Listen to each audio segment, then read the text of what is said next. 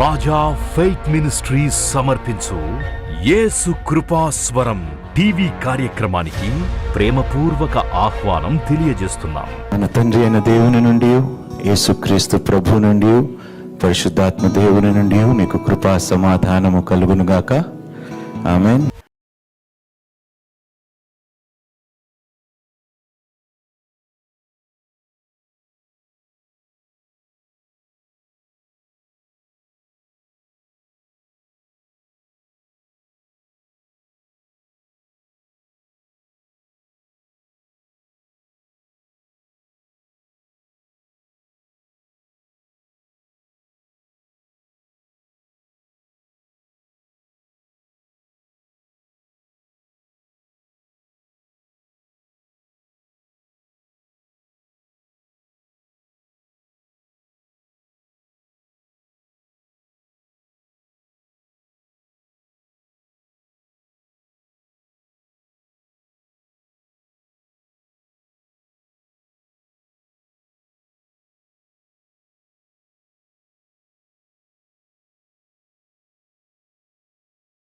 ఎవరైనా నిన్ను ఒక మాట అంటే తట్టుకునే స్థితిలో ఉన్నావా?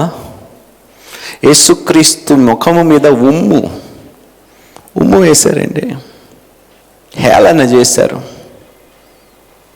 బట్టలు లేకుండా శిలువ మీద వేలాడదీశారు, ముళ్ళ కిరీటం వేశారు, కొరడా దెబ్బలు కొట్టారు. ఎప్పుడైనా ద్వేషించాడండి ఎవరినైనా యేసుక్రీస్తు ప్రభు? ఇవన్నీ ఆయన అనుభవిస్తుండగా ఎవరినైనా ద్వేషించి సమర్థించాడా దానిని? మరి మనం ఎందుకు సమర్థించుకుంటున్నాము? వారిని ప్రేమించకపోవటము, దానిని మళ్ళీ సమర్థించటము, నేను ఇలా ఉండటము కరెక్ట్ అనుకొని నువ్వు జీవించటము ఎంత మూర్ఖత్వమో ఒకసారి ఆలోచించండి. అరే ఎంత కనికరం ఉండాలండి ఒక వ్యక్తి అంత హింసకు, అంత శోధనకు గురవుతున్న, శిలువ మీద ప్రాణాలతో కొట్టిమిటాడుతున్నప్పుడు కూడా తండ్రి మీరు ఏమి చేయుచున్నారో ఆ సమయంలో కూడా కనికరము చూపించాడే యేసయ్య. అందుకని ఆయన గొప్ప దేవుడై ఉన్నాడు. దేవునికి స్తోత్రము. కొన్నిసార్లు మనం ఎలా ప్రవర్తిస్తామో తెలుసా? పొరుగువాడు మన దగ్గరికి, మన మూడు బాగాలేనప్పుడు ఎవడైనా మన దగ్గరికి వచ్చాడు అనుకోండి, వాడు దినం మొత్తం పాడు చేసే వరకు మనకు సుఖం ఉండదు. నీ మూడు బాగలేనందుకు ఒకరి మూడు నువ్వు అబ్బా ఎంత గొప్ప ప్రేమ పొరుగువాడంటే! అంత నటన, అంత వేషధారణ. అమ్మా అందుకనే అపోస్తలుడైన పౌలు అంటాడు, నువ్వు పొందుకున్న రక్షణను నువ్వు భయముతో, వణుకుతో కాపాడుకో.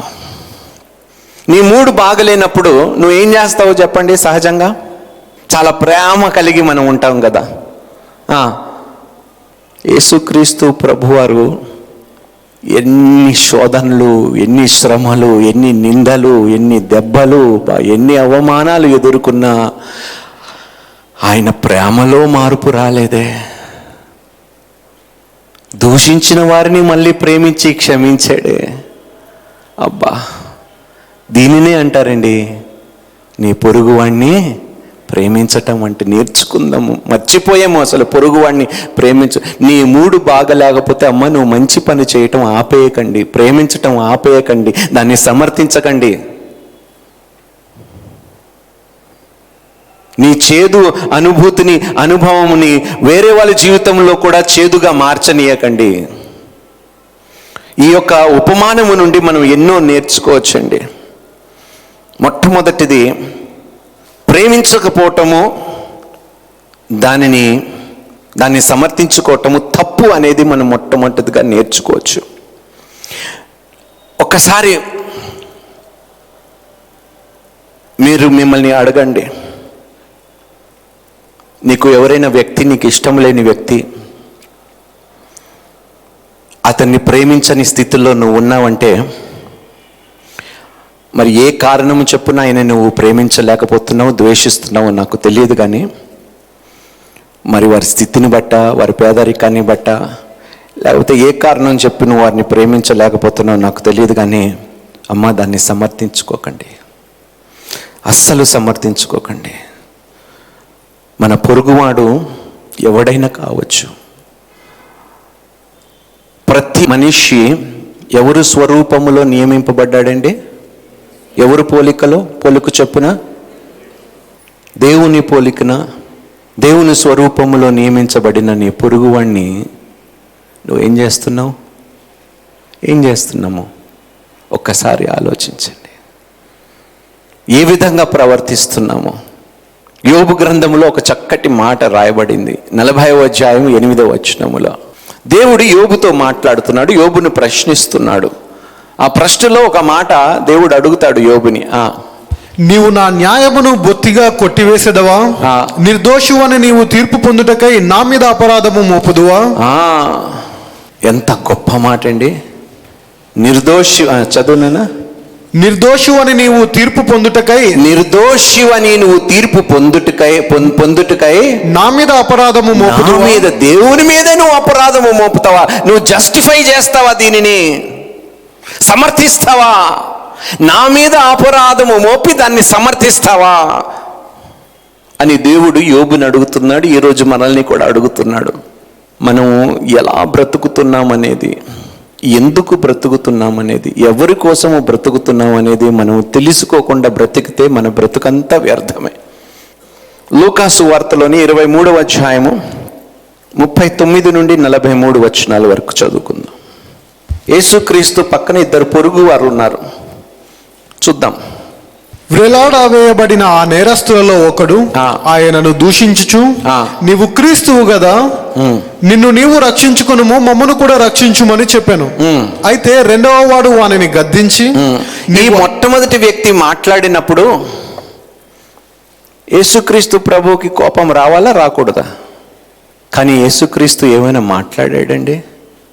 దూషించాడండి? నేను దూషించుటకు రాలేదు, ఖండించుటకు రాలేదు. దేనికోసం వచ్చాడంటే యేసయ్య రక్షించటానికే కదండి.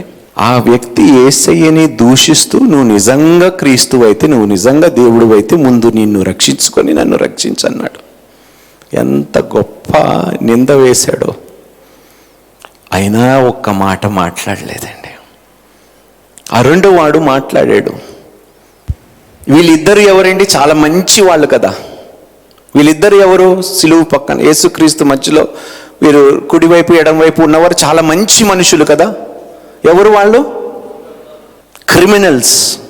వాళ్ళ చరిత్ర మీరు చదివితే ఆశ్చర్యపోతారు. మానభంగాలు చేశారు, హత్యలు చేశారు, దోపిడీలు చేశారు, చంపేశారు. మార్గంలో వెళ్తున్న వారిని దోపిడీ చేసి వారిద్దరి కోసం కూడా చచ్చిపోయాడండి యేసయ్య. వారిని దూషించకుండా తన ప్రాణంని పెట్టాడండి.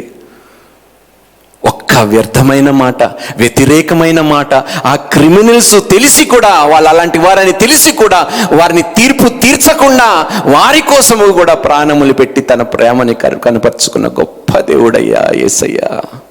అదే ప్రేమని అందుకనే అంటున్నాడు, నేను నీకు కొత్త ఆజ్ఞను ఇస్తున్నాను. ఏమిటో తెలుసా ఆజ్ఞ? నీ పొరుగువాణ్ణి ఎలా ప్రేమించాలి? నా ప్రేమతో ప్రేమించు. As I have loved you, నేను ఏ విధంగా నిన్ను ప్రేమించానో అదే ప్రేమతో నీ పొరుగువాణ్ణి ప్రేమించు. నిన్ను దూషించి, నిన్ను ద్వేషించి, నిన్ను గాయపరిచి, అవమానపరిచి ఎన్ని చేసినా కూడా నువ్వు తిరిగి నీ పొరుగువాణ్ణి ప్రేమించే స్థితిలో, చట్టబట్టాలు వేసుకొని వారు కాలు పట్టుకోవాల్సిన అవసరం లేదు, కనీసం ప్రార్థన చేసే స్థితిలో ఉన్నావా? ఎక్కడుందండి ప్రేమ ఈరోజు? ఎంత ప్రేమ పొందుకున్నామో, ఎంతగా క్షమించబడ్డామో ఇంకా అర్థం కాకపోతే మనం కనపరచలేమండి దేవుని ప్రేమని. మనం మంచివారమా చెడ్డవారమా? అయినా ప్రేమిస్తున్నాడా లేదా? దేవుడు ప్రేమిస్తున్నాడా? తన ప్రేమలో ఏదైనా మార్పు ఉందండి? మరి మన ప్రేమ ఎందుకు మారుతుంది? ఎందుకు పొరుగువాణ్ణి ప్రేమించలేకపోతుంది? మన ప్రేమలోని నిలకడ లేకుండా పోయింది. ప్రేమలో ఆయన అంతగా బాధపడుతున్నా, సిలువు మీద వేలాడుతూ ఊపిరి తీసుకోవటము కూడా కష్టమవుతున్నా కూడా ఆ దొంగకి ఏమన్నాడో తెలుసా? చూడు, చదువునానా. నేడు నీవు నాతో కూడా పరదైసులో ఉందువని హల్లెలూయా నిశ్చయముగా నీతో చెప్పు. నేను ఎక్కడికి వెళుతున్నానో అక్కడికి నిన్ను తీసుకెళ్తాను. హల్లెలూయా. ఏమిటండి ఈ ప్రేమ? ఇది నా ఇల్లే కాదురా, నీ ఇల్లు కూడా. నేను ఎక్కడుంటే నీకు అక్కడ ఉండు. అబ్బే లేదే, లేదే ఈ ప్రేమ. సొంత కుటుంబములో లేదు, అన్నాదమ్ముల్లో లేదు, అక్క చెల్లెల్లో లేదు. యేసయ్య అంటున్నాడు ఆ దొంగతో, నేను ఎక్కడికైతే వెళ్తున్నానో అక్కడికి నాతో పాటు తీసుకొని వెళ్తాను. అబ్బా ఎంత గొప్ప ప్రేమ అండి ఇది. ఇంటి దాకా తీసుకురాలేని ప్రేమతో క్రైస్తవులుగా మనం బ్రతుకుతున్నాం, సొంత తోబుట్టు వారిని. కానీ యేసయ్య దొంగతో ఏమంటున్నాడో తెలుసా? నేడు నీవు నాతో, నేను పరదేశీలో ఉంటే నువ్వు పరదేశీలోనే ఉంటావు. హల్లెలూయా. నేను ఎక్కడైతే నివసిస్తున్నానో అక్కడే నా కుడి పార్శ్వమున నువ్వు నివసించు, నాతో కూర్చో. దేవునికి స్తోత్రము. సొంత తోబుట్టు వారికి ఇంటిలో అసలు గడప దాటొద్దు అని చెప్పే స్థితిలో కొంతమంది బ్రతుకుతున్నారండి. ఏ ముఖం పెట్టుకొని నా దగ్గరికి వచ్చేవు, ఎందుకు వచ్చేవు, సిగ్గు ఉన్నదా అని అడిగే స్థితిలో మనం బ్రతుకుతున్నాం ఈరోజు. సొంత తోబుట్టు వారితో, పొరుగు వానితో చాలా చక్కటి ప్రేమ ప్రవర్తనను కలిగి మనం బ్రతుకుతున్నాం ఈరోజు. ఈవెన్ ఇన్ హిజ్ మిజరీ, ఆయన శ్రమలో కూడా యేసుక్రీస్తు ప్రభువారు దొంగని ఎంత ఆప్యాయతగా మాట్లాడాడండి. జ్ఞాపకము చేసుకోండి. మీకు చిరాకు, కోపము ఏదైనా ఏ విషయమై వచ్చినా కూడా ఎవరైనా మీ దగ్గరికి వచ్చినప్పుడు, అమ్మా వారు రోజుని మాత్రము మీరు పాడు చేయకండి అమ్మా. యేసయ్య ఎవ్వరు రోజు పాడు చేయడమ్మా, బాగు చేస్తాడు. కొన్నిసార్లు మనం యేసునే రానియము, చిరాకుపడి యేసుక్రీస్తునే రానియము ఇంట్లోకి. ప్రార్థనలు చేయము, చిరాకు పడిపోయినప్పుడు ప్రార్థనలు చేయము, సమాధానం లేకపోతే ప్రార్థనలు చేయము. ఇంకా యేసుని ఆహ్వానించే స్థితిలో మనం ఉండము. అసలు ప్రేమ అంటే ఏమిటో 1 కొరింథీయులకు రాసిన పత్రిక 13వ అధ్యాయం. మనుషుల భాషతోనూ దేవదూతల భాషలతోనూ నేను మాట్లాడినను, ప్రేమ లేని వాడనైతే మ్రోగడి కంచును గనగనలాడు తాళమునయ్యుందును. డినామినేషన్స్, భాషలు మాట్లాడేవారు వేరే సంఘముతో, పొరుగువాడు వాడు క్రైస్తవుడే. ఏమి నేర్పిస్తారో తెలుసా? దేవుని ఆత్మ వారిలో లేదు. దాన్ని సమర్థిస్తున్నారండి సేవకులు, బోధకులు. ఎంత సిగ్గుచేటండి. ఆ డినామినేషన్ వారితో కలవద్దు, వీళ్ళతో కలవద్దు, వారితో ఏమిటండి ఇది? ఏమి ప్రేమ కనపరుస్తున్నాం? యేసుక్రీస్తు సంఘములోనే ఈరోజు ప్రేమ చల్లారిపోతుందండి. ఆయన సంఘములోనే ప్రేమ చల్లారిపోతుంది. ఎంత దౌర్భాగ్యమో, ఎంత దుఃఖకరమైన విషయమో ఇది. మా సంఘము గొప్పది, మీ సంఘం గొప్పది కాదు, మా సంఘం ఇంత చేసింది, మీ సంఘం ఏమి. పైకి వెళ్ళిన తర్వాత యేసయ్య అంటాడు, ఇది ఎవరి సంఘం అని అడుగుతాడు. అప్పుడు అందరు ఎంత గొప్పగా యేసయ్య ఇది నీ సంఘం అంటారు. కానీ ఇక్కడేమో నా మినిస్ట్రీ, నా సంఘము. అరే ఆ సంఘస్థులతో నువ్వు ముచ్చట్లు పెడుతున్నావు ఎందుకు? వారితో ఎందుకు కలుస్తున్నావు? ఆ సంఘంలో వెళ్ళి కలిసిపోతావా? ఏమి బోధలండి, ఏమి ప్రేమ క్రైస్తవుల మధ్యలోనే. అందుకనే మనం లోకాన్ని బాగు చేయటానికి, సువార్త ప్రకటించడానికి కాదు ఇప్పుడు మనం ప్రయాసపడాల్సింది. ఇంట గెలిచి రచ్చగలిగే పరిస్థితుల్లో మనం ఉండాలండి. మన ఇంటిని మనం చక్కపరుచుకోవాలి, సంఘాన్ని చక్కపరుచుకుందాం. ఆ తర్వాత ఎవరైనా సువార్త వింటారండి.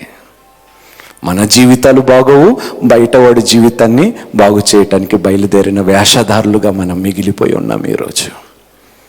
పొరుగువాణ్ణి పట్ల ప్రేమ లేకుండా, అమ్మ బైబిల్ పట్టుకొని 4 మాటలు బోధించేస్తే సరిపోదమ్మా. బైబిల్ వాక్యము ప్రకారము జీవించి దానిని అనుసరించి నడిచి అప్పుడు లోకానికి వెళ్ళి సువార్త ప్రకటించు. చదువు నాన్న ప్రేమ గురించి. ప్రవచించు కృపావరము కలిగి మర్మములన్నయు జ్ఞానమంతయు ఎరిగిన వాడనైనను కొండలను పెకిలింపగల పరిపూర్ణ విశ్వాసము గల వాడనైనను ప్రేమ లేని వాడనైతే నేను వ్యర్థుడను. బీదల పోషణ కొరకు నా ఆస్తి అంతయు ఇచ్చినను, కాల్చబడుటకు నా శరీరమును అప్పగించినను. పేదవారికి నా ఆస్తులంతయు ఇచ్చినను కాల్చబడుటకు నా శరీరము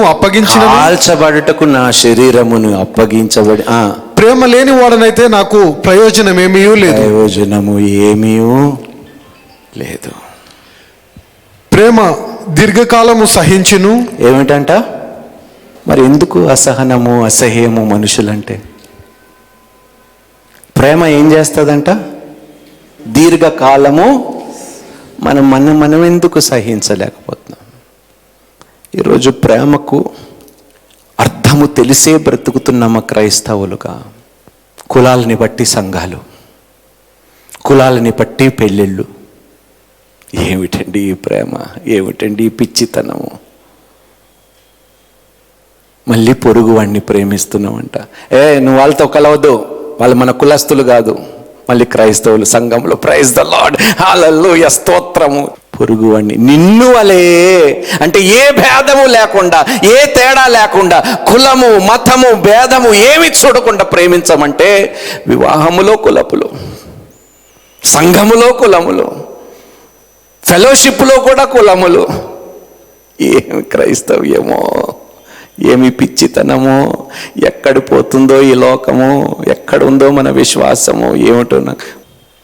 ఏమి ప్రేమో అసలు! ఆ సమరయుడికి ఆ రోడ్డు మీద పడిపోయి సగం చచ్చిపోయే స్థితిలో ఉన్న వాడికి ఏమైనా సంబంధం ఉందండి? అయినా సహాయం చేశాడు కదండి. ఏమమ్మా, నిన్ను వలే నీ పొరుగు వాడిని ప్రేమించమన్నాడు. మనం నిజంగా ప్రేమించగలుగుతున్నామా? సహనము మనము ప్రదర్శించగలుగుతున్నామా?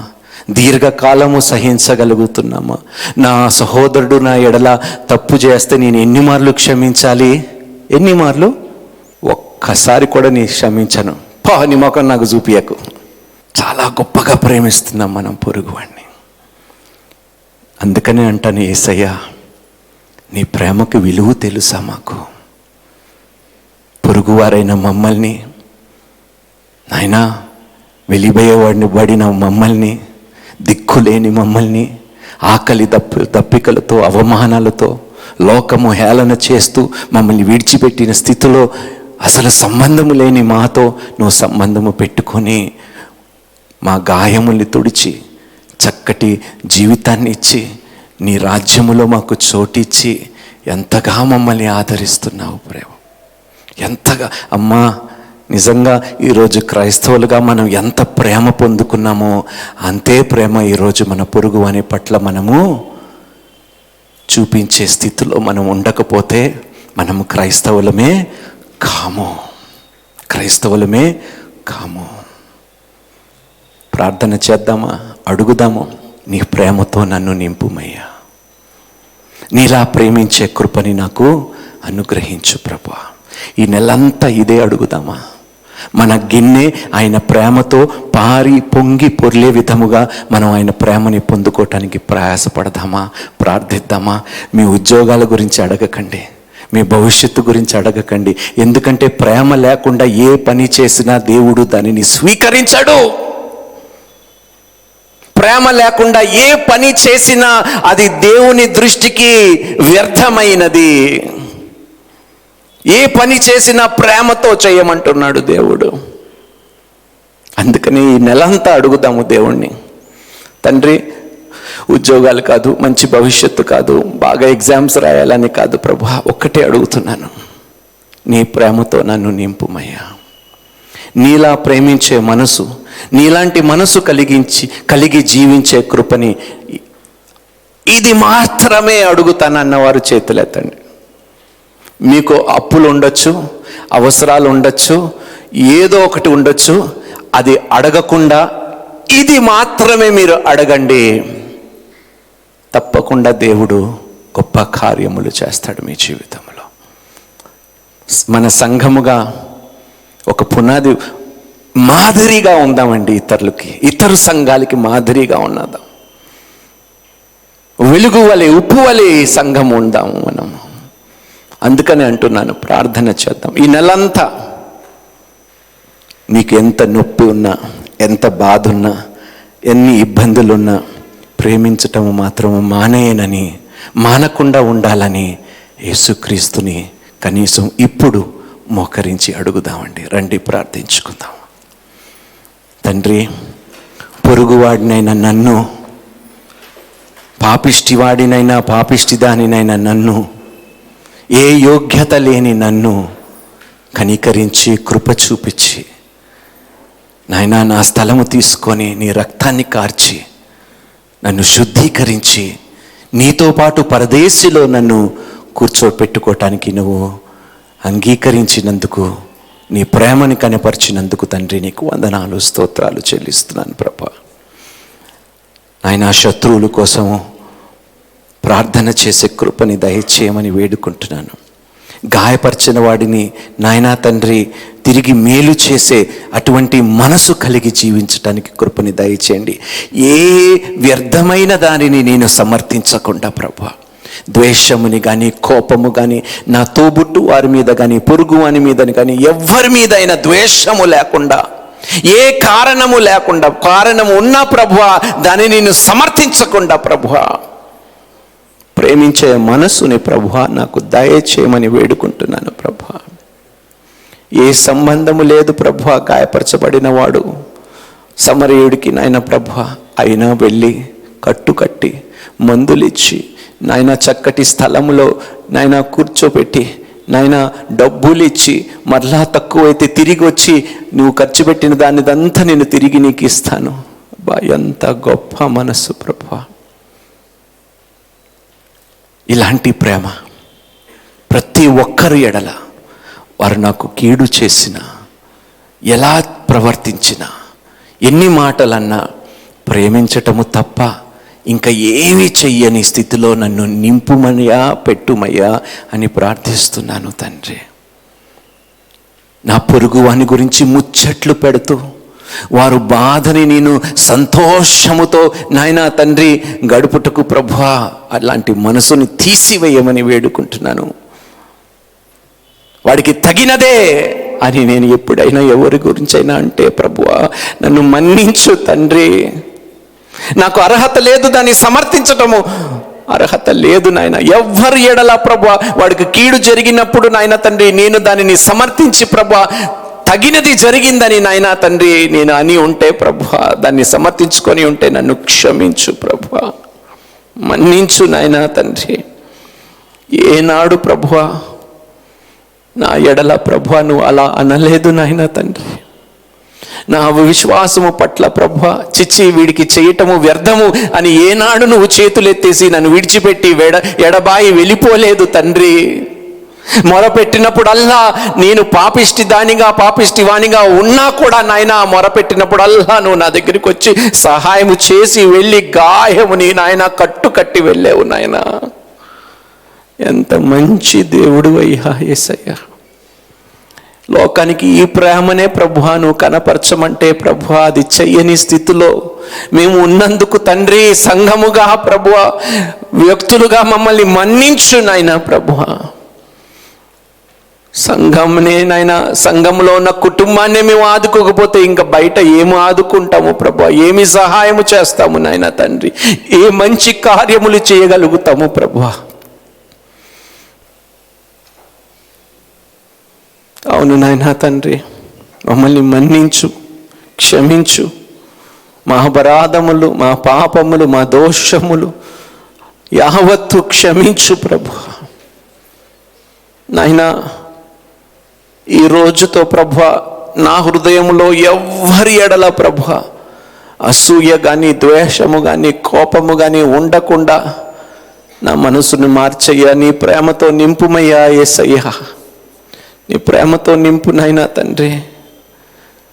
నిన్ను పోలి నడుచుకోమన్నావు తండ్రి, నన్ను పోలి నడుచుకోమనలేదు ప్రభువా. నిన్ను పోలి ప్రభువా నీలాగా ఉండాలని నీ వాక్యము సెలవిస్తుంది ప్రభువా. క్రీస్తులో ఎంతమంది అయితే ఉన్నారో వారందరూ నూతన సృష్టి, కానీ నూతన స్వభావం మాలో కనిపించటము లేదు నాయనా తండ్రి. కార్యము జరిగించు ప్రభువా. సంఘముగా ప్రార్థిస్తున్నాము నాయనా తండ్రి, మమ్మల్ని మార్చుమయ్యా, నీ ప్రేమతో నింపుమయ్యా ప్రభువా. ఏమీ వద్దు నాయనా, ఎంత డబ్బు సంపాదించినా, ఎన్ని గొప్ప భాషలు మాట్లాడినా ప్రభువా, దూతలు భాషలు మాట్లాడినా ప్రభువా, మా ఆస్తులు అన్ని అమ్మినా ప్రభువా, మా శరీరాన్ని కాల్చబడటకు ఇచ్చినా నాయన ప్రభువా, ప్రేమ లేకపోతే అది వ్యర్థము ప్రభువా, వ్యర్థము ప్రభువా. నాయన నీ ప్రేమతో మాలో మంచి ఏమీ లేదు నాయన తండ్రి, మాలో మంచి ఏమీ లేదు నాయన తండ్రి. మా నీతి మురికి గుడ్డలతో సమానము నాయన, మాలో మంచి లేదు నాయన. ఈరోజు నీ నీతిని మేము పొందుకున్నాము ప్రభువా, ఉచితముగా పొందుకున్నాము ప్రభువా. నీ నీతిని మాకు అనుగ్రహించవు తండ్రి దేవా, నీకు స్తోత్రాలు ప్రభువా. ఆ నీతిలో కొనసాగబడుటకు కృపని దయచేయి నాయన తండ్రి. నిన్ను వలే ప్రభువా, నీ పొరుగువాణ్ణి ప్రేమించే మనసుని ప్రభువా, నీ ప్రేమతో ప్రేమించే నాయన మనసుని మాకు దయచేయమని వేడుకుంటున్నాము ప్రభువా. నాయన ఈ సంఘము ప్రేమ అనే మాటకు నాయన తండ్రి మాదిరిగా ఉండే సంఘముగా ఈ సంఘాన్ని లేవనెత్తునైనా ప్రభువా. ఈ సంఘము గొప్పగా అయిపోవాలి, లక్షల మందితో నిండిపోవాలని అడగటం లేదు నాయన. వ్యర్థము నాయన, సంఘములో ప్రేమ లేకపోతే ఎంతమంది ఉన్నా వ్యర్థమే, వ్యర్థమే నాయన తండ్రి. నీ ప్రేమ నాయన, నీ ప్రేమని కోరుకుంటున్నాము తండ్రి. సిరి సంపదలు, ఐశ్వర్యము, ఉద్యోగాలు నాయన, డబ్బు ఏది కోరుకోవటం లేదు యేసయ్యా. నీవు చూపించిన ప్రేమని మేము చూపించగలిగితే అదే మాకు చాలునయ్యా. అలాంటి ప్రేమ కలిగి మేము జీవించే భాగ్యము బ్రతికుండగా మాకు దయచేయమని వేడుకుంటూ నాయనా, ప్రార్థించిన ప్రతి ఒక్కరు ప్రార్థనను ఆలకించి ఉన్నామని, నూతన మార్పు ప్రభువా మాలో చిగురించి ఉన్నామని మేము నమ్ముతూ ప్రభువా, నీకే కృతజ్ఞతాస్తుతులు చెల్లిస్తూ సమస్త మహిమ ఘనత ప్రభావములు నీకే అర్పిస్తూ ఈ ప్రార్థన మిక్కిలి వినయముతో నీ కుమారుడైన మా రక్షకుడైన యేసుక్రీస్తు పరిశుద్ధ నామములో ప్రార్థించి అడిగి వేడుకుంటున్నాము తండ్రి, ఆమేన్.